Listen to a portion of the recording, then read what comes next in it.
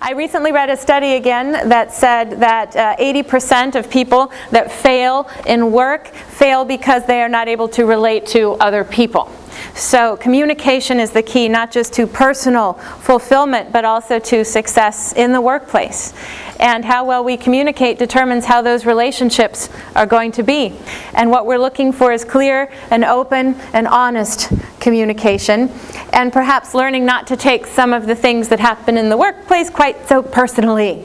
As the sender, so if you're the one trying to communicate a message, you have a thought, a feeling, or an idea. So there's something in here that you're trying to communicate. And because we are not telepathic, we have to take that and translate it into language. Some people lean naturally more to the passive side of communication, and some of us lean naturally more to the aggressive side. And so for some of us, these trainings are about learning to bump it up a notch to more assertiveness, and for some it's about learning to bring it down a notch to assertiveness. So we're trying to find the middle ground that is assertive. When I say go, and for 60 seconds you will be the most passive, accommodating, submissive, quiet person you ever met times 10. Can I be 8 now? No switching. Okay, any more questions? Hey, no escaping. Hey, bring her back. Hey, I'm very sorry, but my partner had to use the restroom. I guess that means Pam will be participating.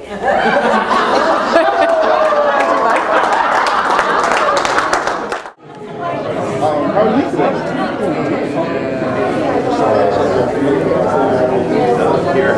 A's, when I say go, you will be the most loud, aggressive, intimidating, competitive person you ever met. Remember, we know you're acting. Go for the Oscar. The others around here, and they're not doing half of that.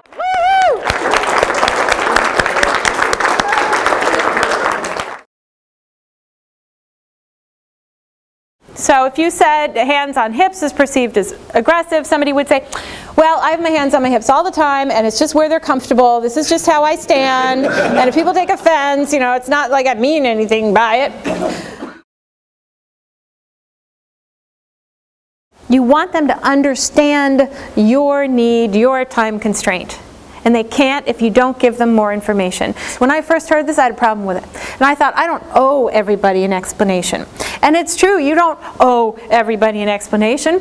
But if you know that giving that explanation would allow them to walk away feeling better about your no, would help to maintain this relationship, why wouldn't you do it? If you wouldn't really love to, do not say it, because it's going to keep coming back to you. It's going to keep, and then we go, why does this person keep asking me this? Because you said you'd love to. Of course they're going to bring it to you every week. So we're not being honest when we say these things. So if it's unfortunate, sure, say it. But then I'm going to think, you want me to try you again. Hey, unfortunately, I can't watch your kids. Oh, she really wanted to. I'll ask her next weekend. Honey, let's make a date just so that Pat gets to watch the kids, because she really wants to.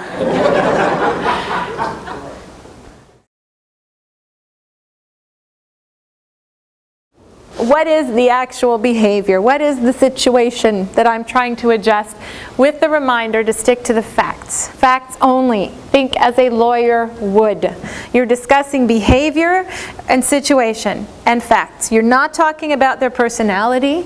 You're not discussing their attitude. Nothing that makes it sound like you're attacking the person as a whole. So Wendy works for me and with me, and maybe there are these forms that we fill out at work, and Wendy has a habit of filling them in incorrectly. So I feel the need to have a discussion with her. So I could say to Wendy, Wendy, when you fill these forms in incorrectly, I feel that it's sloppy work. Or I could say, when you fill these forms in incorrectly, it causes the shipping department to mail the wrong product to our customer. Can you see the difference? Tangible impact where you have it. Or Jeff, when you come in, because I'm a speaker.